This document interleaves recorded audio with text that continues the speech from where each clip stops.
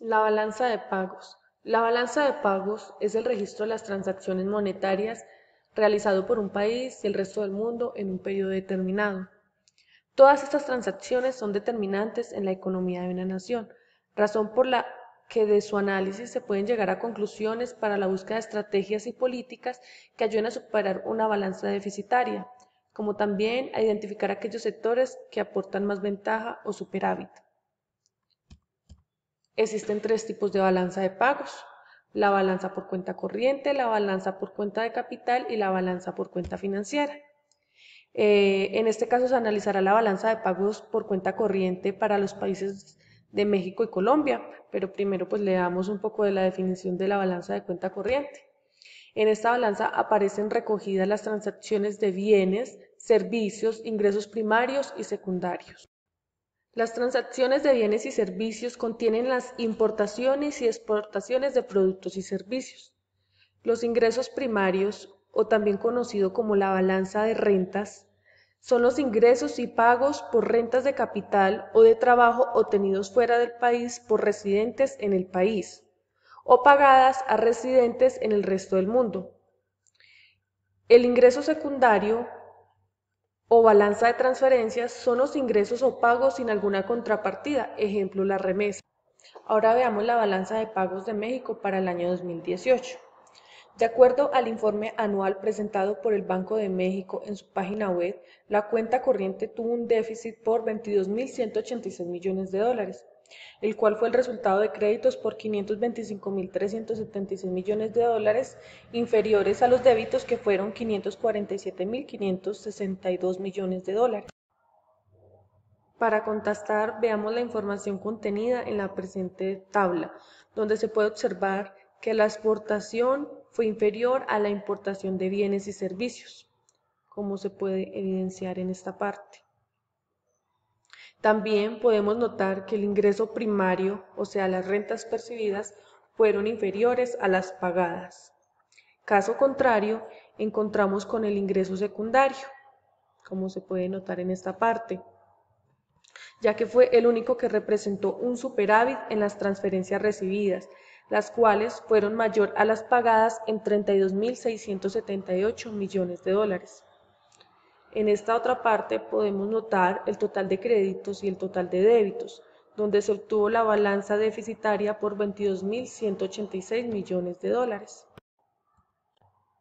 Ahora, si analizamos las gráficas de los componentes de cuenta corriente, en México se tiene que las balanzas de bienes, servicios e ingreso primario en los últimos años se ha caracterizado por ser deficitarias. Tan solo en el año 2012, en la balanza de bienes hubo un superávit por 291 millones de dólares. Igual se tiene con el ingreso secundario, pues podemos ver que no es una sorpresa que para el año 2018 se obtuviera. Ahora analizaremos la balanza de pagos de Colombia para el año 2018. Esta información fue tomada de la página web del Banco de la República de Colombia.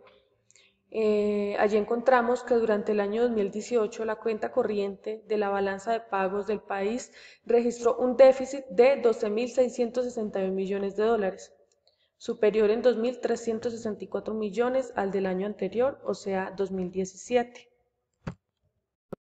La presente tabla es tomada del informe del Banco de la República, donde podemos encontrar que estos se encuentran divididos por componentes de cuenta corriente, bienes y servicios, renta de los factores, que viene siendo ingreso primario, transferencias corrientes, que es el ingreso secundario.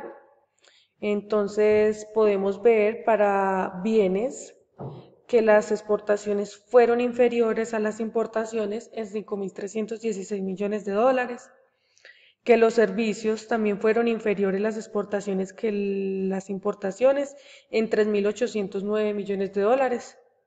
Este componente entre bienes y servicios suma un déficit de 9.125 millones de dólares. Ahora, si analizamos el ingreso primario, o sea, las rentas percibidas, estas fueron inferiores a las pagadas en 11.141 millones de dólares, como lo podemos ver acá. Los ingresos fueron inferiores a los egresos. Y podemos ver que el ingreso secundario, este sí tuvo un superávit, este tuvo un número positivo.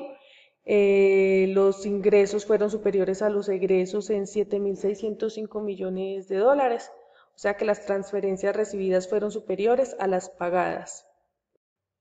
Ahora, si sumamos los tres componentes, podemos notar el déficit en cuenta corriente de 12.661 millones de dólares. Esta vendría siendo el déficit por cuenta corriente en la balanza de pagos para el 2018 en Colombia. Ahora tenemos el comparativo de la balanza de pagos por cuenta corriente, Colombia y México. En este comparativo no se tendrá en cuenta la diferencia de cifras, pues se entiende que son dos países muy diferentes en su tamaño.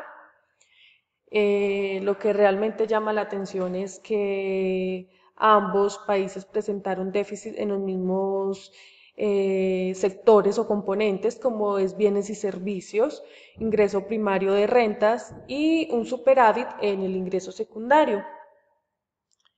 Estos dos países tienen en común que la balanza de cuenta corriente presenta una situación similar y esta se caracteriza por ser deficitaria. Situación que es de gran preocupación, pues ello representa inestabilidad económica, ya que para apaciguar un poco el déficit, cada país incurre a mayor endeudamiento externo.